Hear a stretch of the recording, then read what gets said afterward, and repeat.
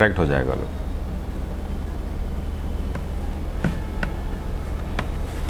जब भी हम इंट्रोडक्शन ऑफ मॉडर्न हिस्ट्री में जाते हैं तो हमारे पास मॉडर्न करके एक वर्ड जो है स्टूडेंट्स के दिमाग में एक क्यूरोसिटी क्रिएट करता है। मैं कन्फ्यूज़न क्रिएशन की बात नहीं कर रहा हूँ, क्यूरोसिटी की बात कर रहा हूँ। So actually technically what is the meaning of modern history? Modern करके क्या मतलब है? लिटरली व्हेन वी से मॉडर्न, तो मॉडर्न का मतलब होता है आधुनिक, यानी कि जैसे किसी ने कपड़े पहन लिए आधुनिक तो उसको हम मॉडर्न कहते हैं। सोच का तरीका आधुनिक है तो आधुनिक कहते हैं। यहाँ पर ये मॉडर्न हिस्ट्री क्यों कहते हैं? यहाँ पर ऐसी कौन सी बात होगी? जाहिर सी बात है कुछ ऐसे शब्दों को हम मॉडर्न हिस्ट्री के साथ पढ़ते हैं। एग्जामिनेशन पॉइंट ऑफ व्यू से जब हम मॉडर्न हिस्ट्री को पढ़ते हैं तो ये सिलेबस जो है एक और पार्ट में एक्सटेंड हो जाता है और इस टॉपिक को हम कहते हैं modern history of India with national freedom struggle. हमें इस बात का ध्यान रखना है कि एग्जामिनेशन के पॉइंट ऑफ व्यू से स्टूडेंट्स को तैयार रहना चाहिए। अभी के समय में आपके हिस्ट्री के क्वेश्चन सबसे ज़्यादा एंशिएंट हिस्ट्री से होंगे और मॉडर्न हिस्ट्री से होंगे, जिसमें कि नेशनल फ्रीडम स्ट्रगल भी शामिल है। तो यहाँ पर जब मैं बात कर रहा हूँ मॉडर्न हिस्ट्री के बारे में, तो ये मॉडर्न हिस्ट्री आपका हिस्ट्री के अदर पार्ट से कैसे डिफरेंशिएट करता है उसको पहले समझ लेते हैं। तो history is technically separated in 3 different parts: ancient, medieval and modern. Ancient का मतलब है जहाँ पर इंडियन रूलर्स ने इंडिया पर रूल किया। मेडिवल का मतलब है सेंट्रल एशिया के इस्लामिक रूलर्स ने इंडिया पर रूल किया, जिसको एक समय में सल्तनत पीरियड कहते हैं, दूसरे समय में मुग़ल पीरियड कहते हैं।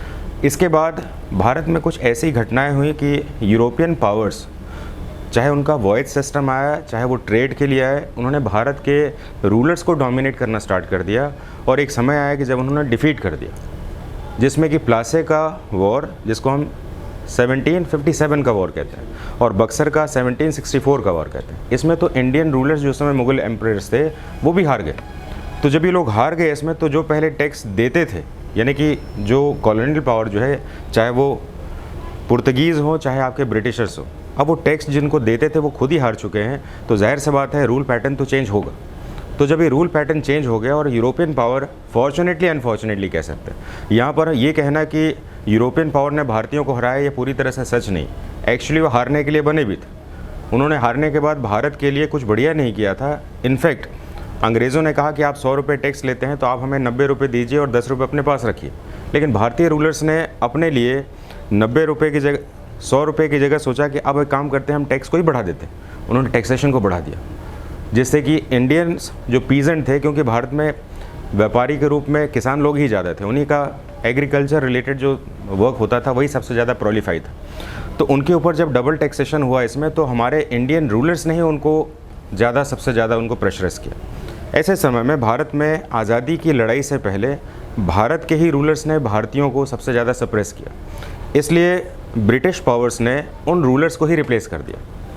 इस रूलर को रिप्लेस करने में एक बहुत ही सिग्निफिकेंट सीक्वेंस को पढ़ा जाता है, जिसमें हम पढ़ते हैं रेगुलेटिंग एक्ट ऑफ इंडिया। हालांकि भारत में अंग्रेज़ों ने सिर्फ व्यापार और अपने ट्रेड प्रॉफिट्स के लिए ही काम किया था, लेकिन एक ऐसा समय आया कि भारत में वो एडमिनिस्ट्रेटर हो गए और कहा कि हमें एडमिनिस्ट्रेटर के रूप में एक पोस्ट चाहिए, और इस पोस्ट को क्रिएट किया जिसका नाम था गवर्नर जनरल ऑफ इंडिया। तो जाहिर सी बात है गवर्नर जनरल पोस्ट को जो है उन्होंने बिज़नेस के लिए तो नहीं किया था, भारत में एडमिनिस्ट्रेशन के लिए किया था।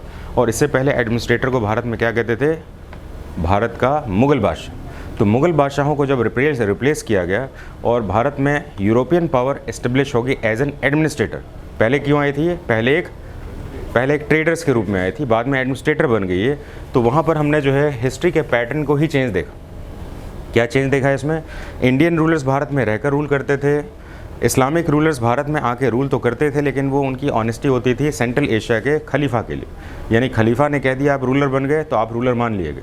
लेकिन अब मॉडर्न हिस्ट्री में देखा हमने कि यहाँ के रूलर्स जो है या यहाँ के जो भी ब्यूरोक्रेट्स हैं, चाहे गवर्नर जनरल है, ये ब्रिटेन में रहने वाली महाराज या महारानी, किंग और क्वीन, ये उनकी ऑनरशिप में काम कर रहे हैं और उनके एक टेन्योर को कंप्लीट करने के बाद वो चले जा रहे हैं। यानी कि दे आर नाइदर रूलर्स और नॉर एम्प्लॉयर्स। तो ये एम्प्लॉयर्स भी नहीं है, रूलर्स भी नहीं है, ये एक सिर्फ रिप्रेजेंटेटिव है।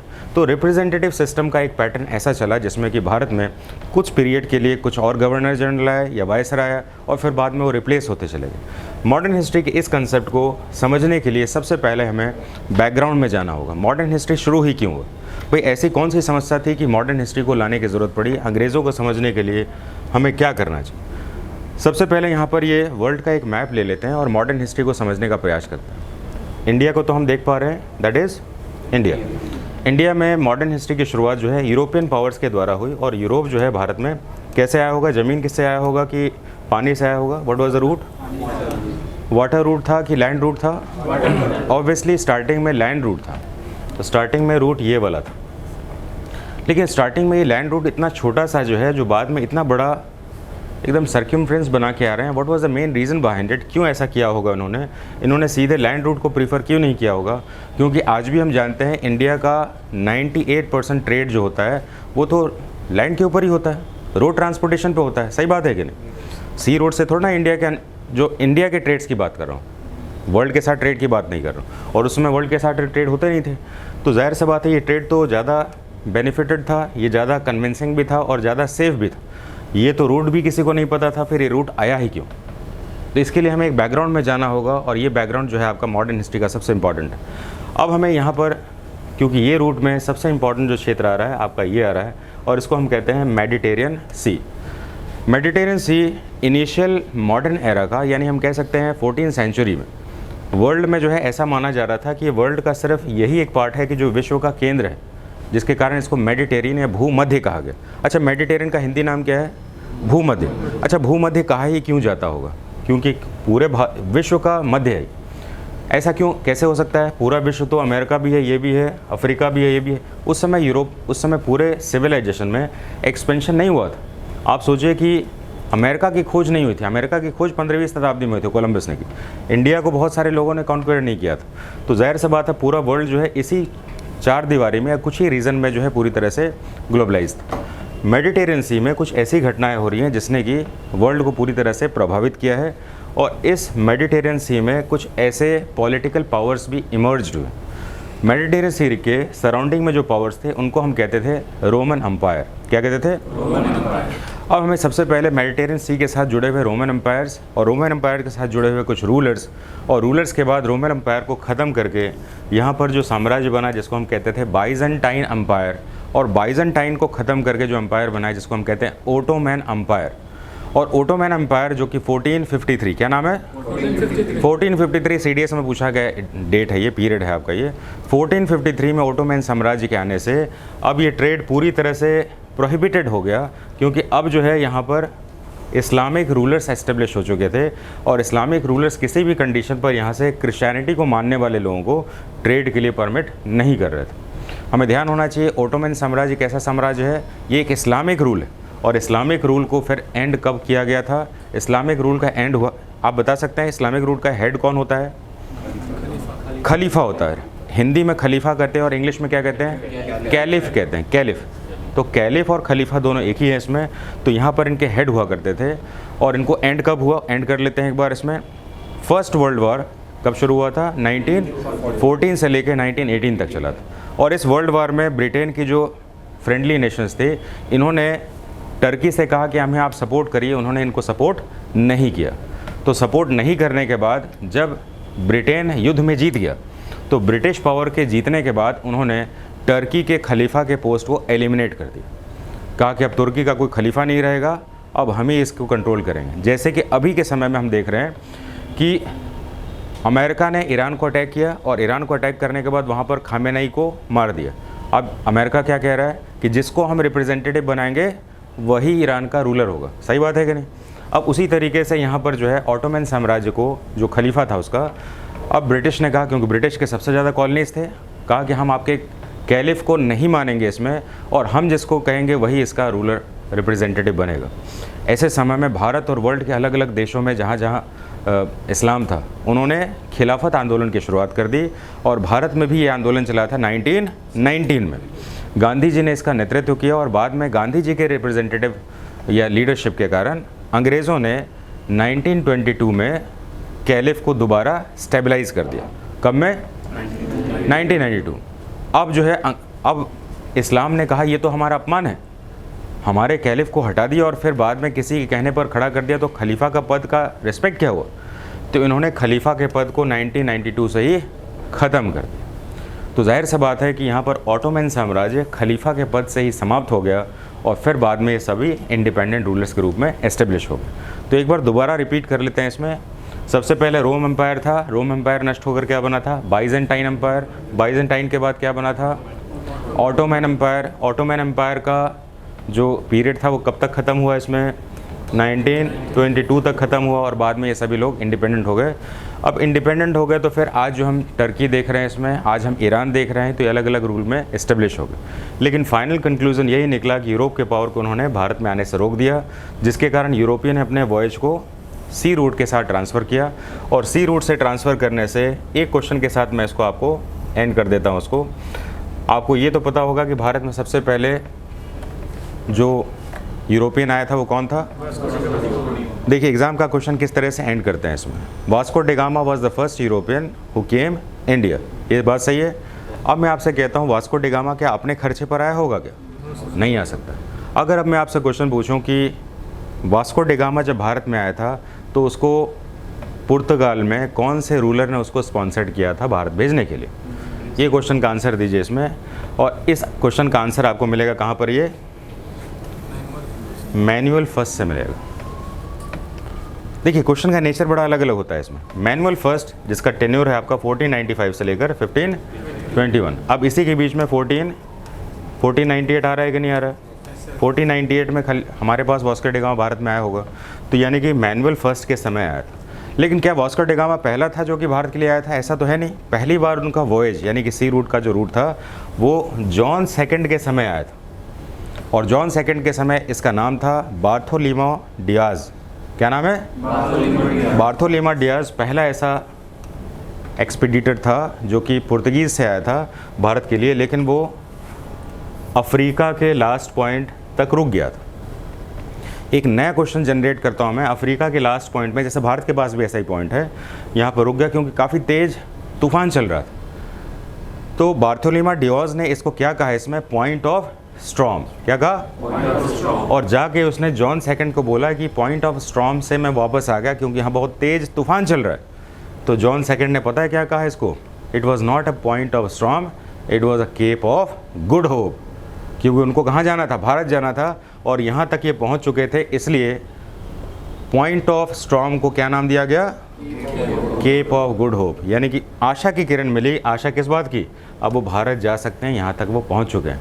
लेकिन फिर भी हम बात करेंगे एक ऐसे क्वेश्चन के लिए कि भारत में आने के लिए जो सबसे पहला नेविगेशन था, इसको शुरुआत करने के लिए या भारत जैसे देशों की खोज करने के लिए कौन सा ऐसा पुर्तगीज़ था जिसने स्टार्ट किया था, जिसको हम द नेविगेटर के नाम से जानते हैं। तो द नेविगेटर के नाम से जो जाना गया है उसका नाम था प्रिंस हेनरी। ये पहला पुर्तगीज़ एम्परर था जिसने कि भारत जैसे कई देशों में अपने एक्सपीडिशन भेजे और भेजने के बाद जो है इन एक्सपीडिशन से भारत को उसने कॉन्क्वेट किया। तो हेनरी द नेविगेटर के साथ वर्ड जुड़ता है। दूसरा क्वेश्चन, किसने जो है भारत में सबसे पहला अपना नेविगेटर भेजा जो भारत तक नहीं पहुंचा था? उसका नाम था जॉन सेकंड। लेकिन भारत तक पहुंचने वाला कौन सा ऐसा जिसको हम जानते हैं वास्को डी गामा को, उसको किसने भेजा था? तो उसका नाम था मैनुअल फर्स्ट। जब ये क्वेश्चंस आते हैं तो ये क्वेश्चंस आपके एग्जाम के मॉडर्न हिस्ट्री चैप्टर को टच कर देते हैं। ठीक है, तो मॉडर्न हिस्ट्री के चैप्टर तक यहाँ पर टच हो गए। अब हम इस सेक्शन को थोड़ा सा हम सीक्वेंस में लेके चलेंगे। अब हम लिखना स्टार्ट कर देते हैं थोड़ा सा introduction of modern history. Introduction of modern history underline करके लिखेंगे इसमें। History is mainly separated in 3 parts. Short point. History is mainly separated in 3 parts.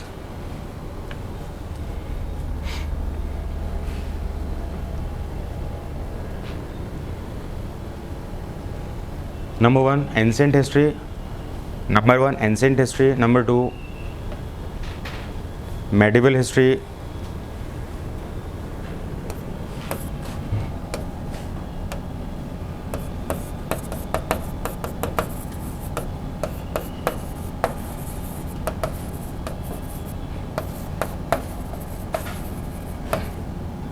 Modern history.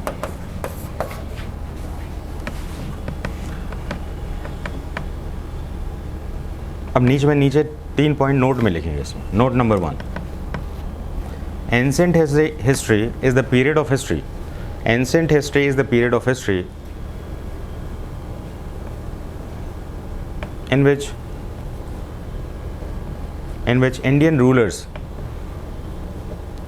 which Indian rulers ruled over India. It was the period of history in which Indian rulers ruled over India. तो भारत पे rule करने वाले भारतीय शासक थे। Next लिखेंगे इसमें note number 6, medieval history is the history of India. Medieval history is the history of India in which Islamic rulers of Central Asia, Islamic rulers of Central Asia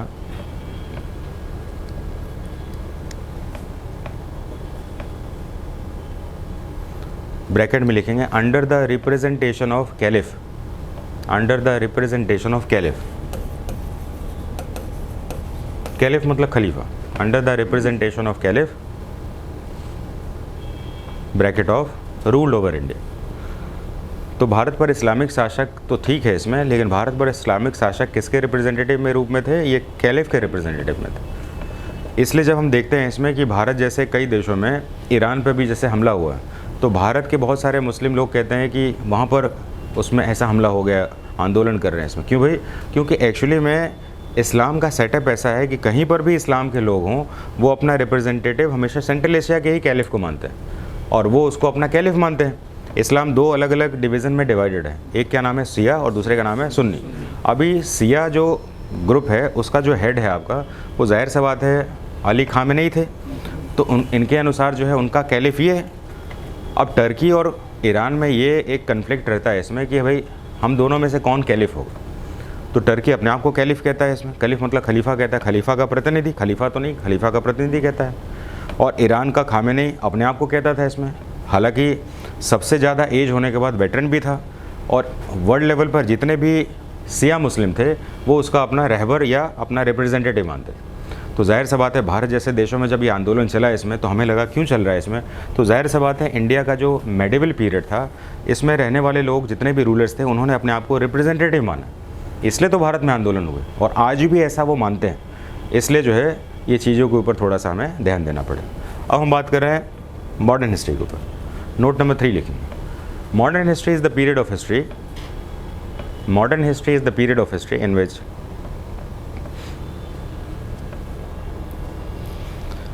modern history is the period of history in which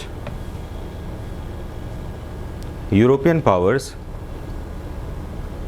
modern history is the period of history in which European powers, especially ESP dot Britishers, ruled over India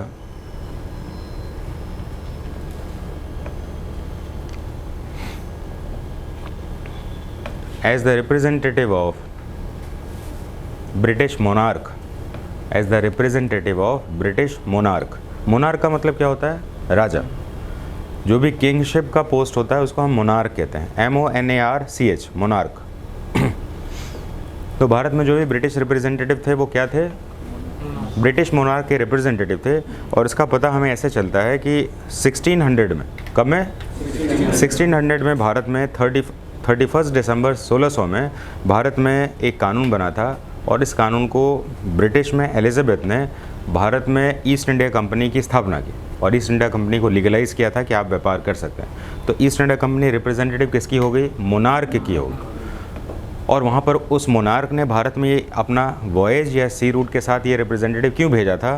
क्योंकि Britain को develop करने के लिए resources चाहिए थे और ये resources Bharat जैसे कई देशों में भेजा गया था। हमें पता होना चाहिए कि ब्रिटेन ने आज़ादी के समय तक, अभी भी अगर बात करें इसमें, ब्रिटेन ने अपने लगभग 56 देशों के ऊपर राज किया था, जिसको हम आज के दिन में कॉमनवेल्थ नेशन कहते हैं। क्या कहते हैं? जब उनको ग्रेजुअली आज़ाद कर दिया गया तो कहा कि हमने आप पे रूल किया है, तो आपके रूल पैटर्न को आपको समझ में आएगा, कभी हेल्प चाहिए ऐसा वैसा करके कुछ भी, तो आपको कॉमनवेल्थ नेशन में आ जाना चाहिए। और कॉमनवेल्थ नेशन में, ध्यान सुनिएगा, मैं एक कॉन्स्टिट्यूशन से रिलेटेड एक बात कहने वाला हूँ। तो कॉमनवेल्थ नेशन में आ जाना चाहिए। तो भारत जब कॉमनवेल्थ नेशन का भाग बन गया तो उसके साथ एक समस्या ये आई कि भारत की आज़ादी हुई नहीं है, क्योंकि भारत तो गुलामी देशों के समूह में आज भी है, जिसको ब्रिटेन ने कभी गुलाम किया। तो हमारे संविधान में जब संशोधन किया गया था इंदिरा गांधी के समय में, तो हमने एक शब्द जोड़ा था जिसका नाम था इंटीग्रिटी। इंटीग्रिटी शब्द में जो है खास बात यही हमने बताई थी कि इसमें इंटीग्रिटी का मतलब होता है संप्रभुत्व। तो संप्रभुत्व का मतलब ये होता है कि भारत चाहे वो कॉमनवेल्थ नेशन का भाग हो, भारत चाहे यूनाइटेड नेशन का भाग हो, लेकिन ये भाग सिर्फ भारत के बाहरी क्षेत्रों में सलाह दे सकते हैं, भारत की पॉलिसी मेकिंग को इंटरफेयर नहीं कर सकते हैं। और जब पॉलिसी मेकिंग चाहे वो इंटरनल और फॉरेन, क्यों फॉरेन मतलब देश से बाहर, अगर इसमें इंटरफेरेंस नहीं होगा तो उस देश को कहा जाता है सोवरन। क्या कहते हैं? तो भारत को सोवरेंटी का स्टेटस फिर इंदिरा गांधी ने दिया, क्योंकि इस बात को लेकर काफ़ी ह्यू एंड क्राई था कि भारत अभी तक अंग्रेज़ों से आज़ाद हुआ कहाँ है। और देखा जाए तो लिटरली हुआ भी तो नहीं था। कैसे नहीं हुआ था, एक बात कहें तो इसमें भारत का जो बजट बनता था, आप सोचिए, इसमें 1999 तक बजट जो बनता था वो हमेशा ही फरवरी में कब पेश किया जाता था, ये शाम को, फरवरी में शाम को। और शाम को क्यों किया जाता था? क्योंकि ब्रिटेन में 12 बजे जब वहाँ पर हाउस ओपन होता था तो भारत का शाम का 5 वहाँ पर 11:30 बजे का समय बताता था।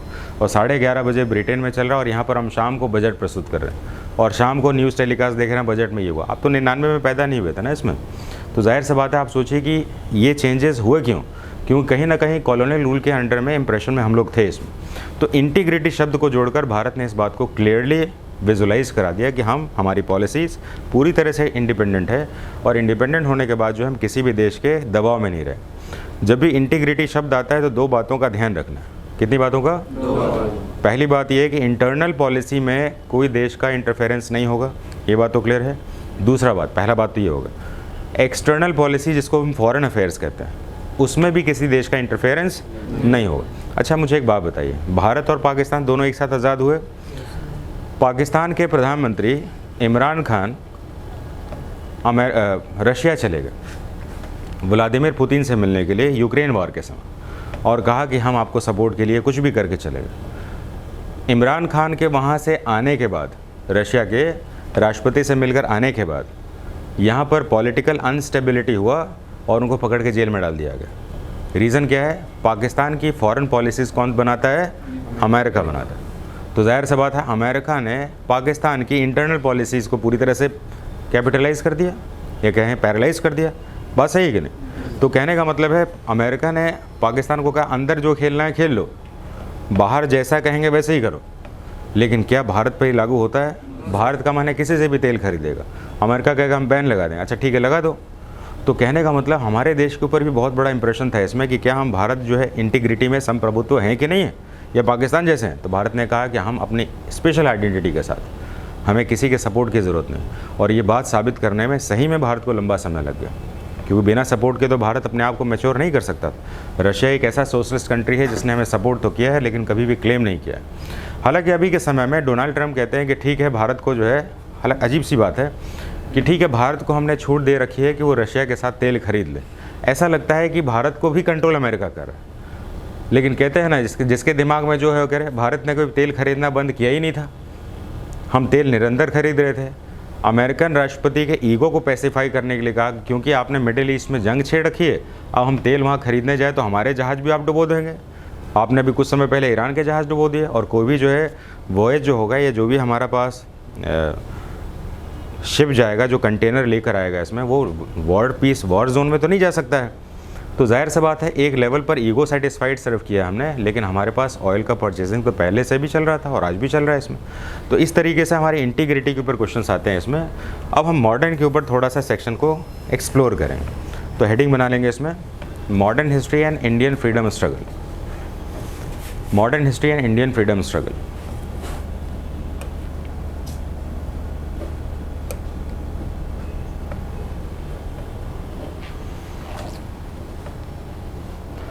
Modern history mainly deals with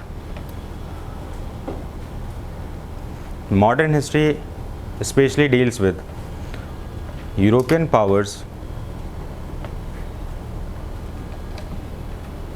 Modern history especially deals with European powers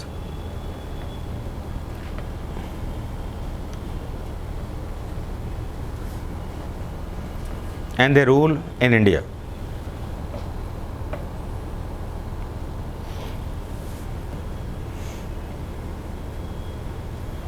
Which includes mainly 5 different countries. अब इसको आप लिख लेंगे एक बार इसमें, इसको हमें आगे की क्लास में भी लेके चलना है। तो पुर्तगीज़ लिखेंगे, डच लिखेंगे, ब्रिटिश लिखेंगे, डेनिश लिखेंगे और फ्रेंच लिखेंगे। डैनिश कहाँ के लोग होते हैं? डेनमार्क के, ठीक है। तो डेनमार्क का ही अभी एक आइलैंड है जिसके ऊपर अमेरिका क्लेम कर रहा है, क्या नाम है बता सकते हैं? ग्रीनलैंड है ना। तो ये क्वेश्चन अगर मान लीजिए डैनिश से आ जाएगा तो हमें इसको मॉडर्न से भी लेना चाहिए और उसको करंट से भी लेना चाहिए, ठीक है। ये चर्चा में है अभी। धरती पर सबसे बड़ा आइलैंड कौन सा है? Biggest island on this earth और biggest island on Indian Ocean. Indian Ocean का सबसे बड़ा आइलैंड, अब मेरे को क्यों देख रहे हो? धरती पर सबसे बड़ा द्वीप का नाम है ग्रीनलैंड और हिंद महासागर के सबसे बड़े द्वीप का नाम है मेडागास्कर। क्या नाम है? हाँ प्रदीप, क्या नाम है? ये नहीं सो जाना फिर इसमें। ये सब बेसिक सेक्शंस को सीक्वेंस में ही याद करके चलेंगे तब होगा। क्या नाम लिख दिया आप लोग उसमें? अब ये क्वेश्चन जो है 2 पैटर्न में पूछे जाते हैं, अभी इसके ऊपर फोकस नहीं करेंगे, सिर्फ समझा देता हूँ। पहला पैटर्न है इनके आने का क्रम या अराइवल्स का सीक्वेंस ये पूछा जाता है, और दूसरा इनका फैक्ट्री सेटलमेंट पे भी पूछा जाता है। तो जब हम फैक्ट्री सेटलमेंट के ऊपर जाएंगे तो ये सीक्वेंस बदल जाएगा। क्लियर? तो ऐसा नहीं एक जगह से ही क्वेश्चन पूछा जाएगा, आपको इसको 2 तरीके से पढ़ना होता है। तो अभी हमने देखा कि मॉडर्न हिस्ट्री में एडवेंट ऑफ यूरोपियंस यानी कि यूरोपियों के आने के क्रम को मेनली पढ़ा जाता है, उनका रूल कैसा था उसको पढ़ा जाता है। लेकिन ये क्रम जो है सीक्वेंस इनका 2 पैटर्न पर बना हुआ है, एक अराइवल पर बना हुआ है और दूसरा इनका फैक्ट्री सेटअप पर बना हुआ। तो फैक्ट्री सेटअप के ऊपर जब हम पढ़ेंगे इसे तो ये पैटर्न चेंज हो जाएगा, इस समय ध्यान रखिएगा। अभी हम लोग वर्ल्ड में आ जाते हैं और हेडिंग बनाएंगे एक इसमें, रीज़न ऑफ देयर अराइवल। क्योंकि पहला मेन क्वेश्चन तो निकलता है ना कि वाई दे केम, है ना, आए ही क्यों, रीज़न ऑफ देयर अराइवल।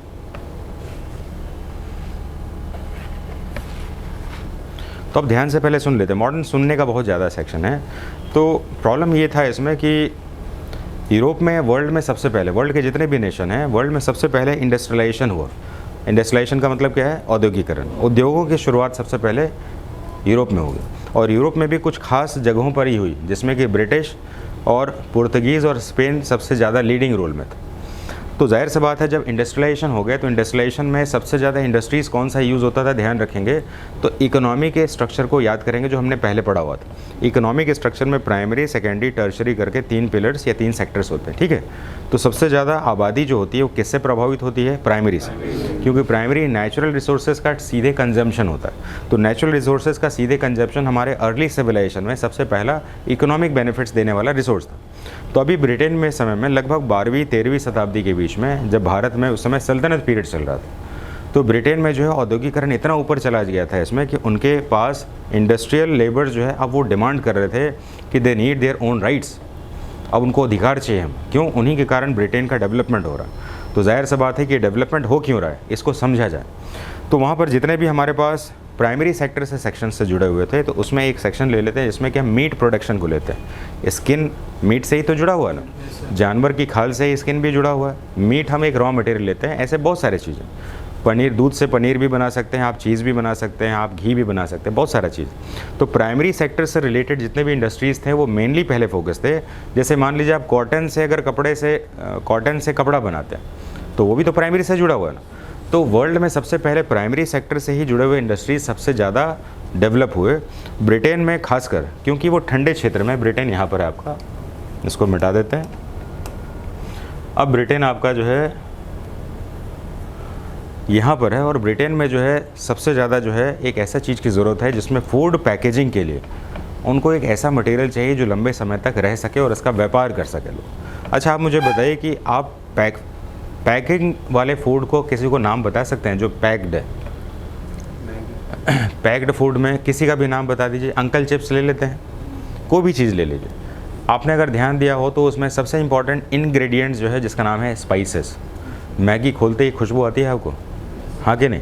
हम छोटे थे तो मैगी के सिर्फ स्पाइस को ही घोल के पी जाते थे, ऐसा टेस्टी होता था। मैंने एक स्पाइस की बात की। अब मान के चलिए कि अंकल चिप्स खोले आपने, तो अंकल चिप्स के अंदर क्या है? स्पाइस है। सॉल्ट और स्पाइस है, 2 ही चीज़ है इसमें। तो एक्चुअली क्या है, सॉल्ट और स्पाइस, मेनली स्पाइस उनको प्रोटेक्ट करती है, उनको प्रिजर्व करती है। अब जो है यूरोप के पास स्पाइस तो हो नहीं सकता है, क्योंकि स्पाइस कहाँ का इंग्रेडिएंट है, कहाँ का वेजिटेबल या वेजिटेशन है, ये हॉट नेशन का है जहाँ गर्म ज़्यादा है। और यहाँ पर यहाँ का सबसे करीब जो गर्म नेशन है वो तो अफ्रीका हो सकता है या कि इंडिया हो सकता है। और अफ्रीका का मेजॉरिटी पार्ट जो नॉर्थ वेस्ट पार्ट है वो तो डिजर्टिफाइड है, सही बात है ना। तो डिजर्टिफाइड है तो यहाँ पर प्रोटेक्शन के चांसेस तो लगभग